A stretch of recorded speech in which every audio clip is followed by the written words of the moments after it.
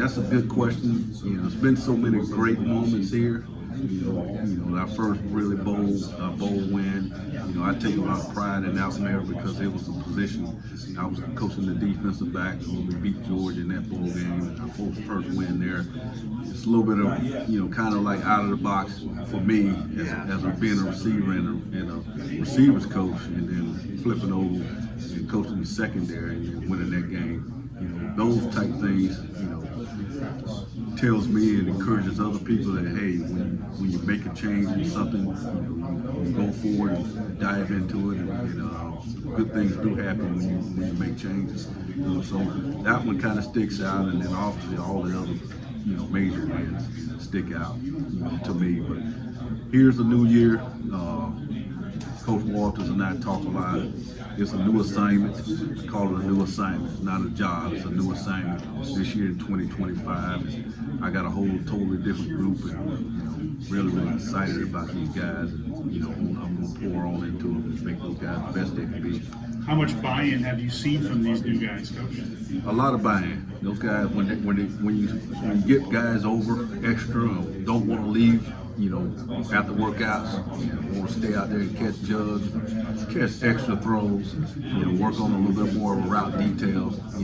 That means they're bought in. And then when they want to come back over later in the afternoon, when you're supposed to be out playing golf or, doing some other things personally, and you got to come over and spend a little bit more time because they want to be there, There's the buy-in. Now we just got to put it all together, starting tomorrow.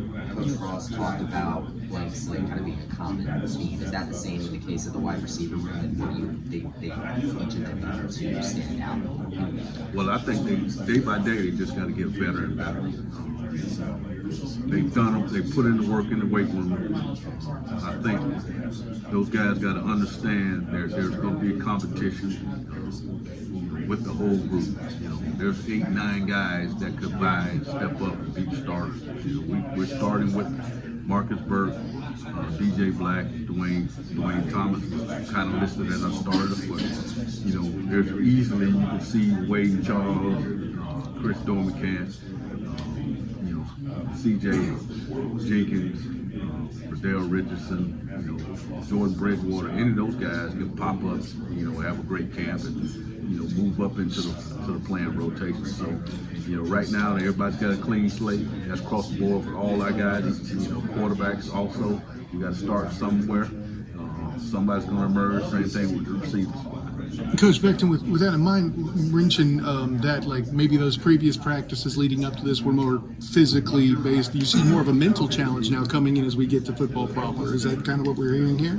A mental challenge? Yeah, more of a mental challenge, challenging more of the football minds rather than just I think being able to really give them a lot over the spring, that's what we did, and then streamlined it a little bit more, and then now we're going to throw a lot more situations for them, and then also here you're in training camp now. The mental aspect of going 30-something odd days, fighting through, doing the same thing over and over again. All those things build football teams throughout the year, and I'm gonna harp on that with those guys. It can't get stale.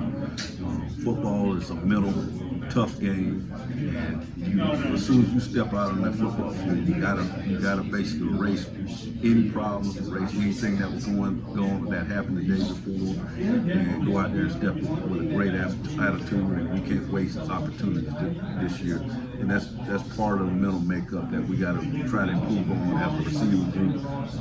I thought last spring we had some lapses where we didn't show up, every period in practice, and when I talked to him a couple of weeks ago, hey, those things, we can't let anything outside noise fester.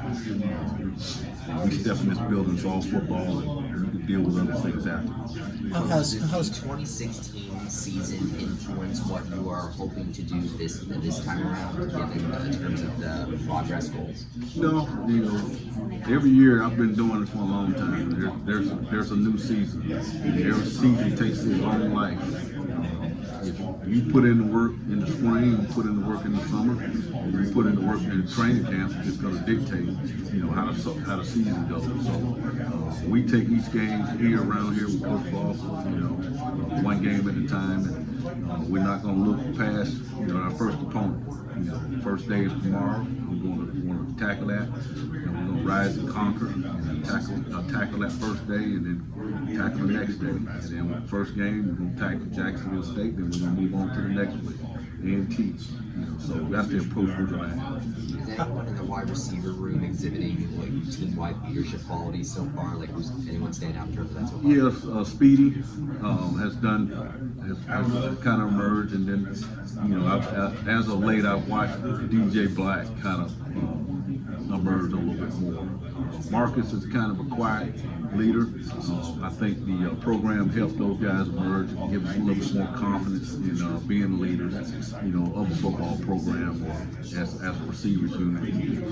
I'm looking forward, and then young guys like Wade Charles has stepped up and said, hey, on group tech, hey guys, let's go over and meet and do this and this, as a group. So all those things are encouraging to me. We don't have just a senior, being a guy that's stepping up being a leader. Some of the young guys are stepping up and taking that role too. And that's contributed to the program that we ran through for 3 days, 2.5 days. How's Day-Day's rehabilitation going? Day-Day's going fine. Day-Day, I'm excited about where he is. He was walking a lot faster than I thought he would be as far as off the crutches. Every indication I'm getting, he's going to start running light jogging here very soon. So pretty much ruled out this year. He's working on all the other aspects of his body right now, academically and all those good things there too. But I'm excited what the future holds with him. How is Coach Frost different now than he was the first time he was here? Just having now work with him. Yeah, I think his overall approach. You can tell he's grown, tremendously from being away from here. Nebraska, was an eye opener for all of us. We've moved on from there.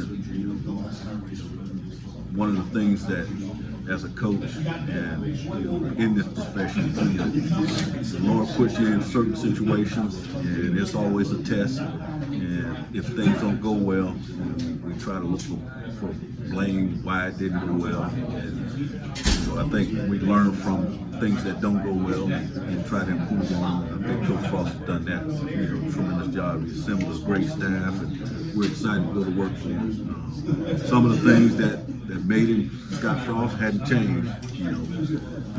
Make sure he takes care of the staff. Very important for us to be around our families around the building. But he's also stepped it up a little bit more as far as organizational things, and going around and talking to every coach, in their meeting rooms with guys. Hey, I want this done here. If there's something that he wants, he demands us to get it done, his way. In that same ilk too, I know during Big 12 Day and in other places, Coach Frost has mentioned his time with Coach McVay in LA being a big part about him getting that coaching spark back. Is there any of that you've observed that's different from Coach Frost previously? Yeah, he mentions Coach McVay, his time there, and his different style of.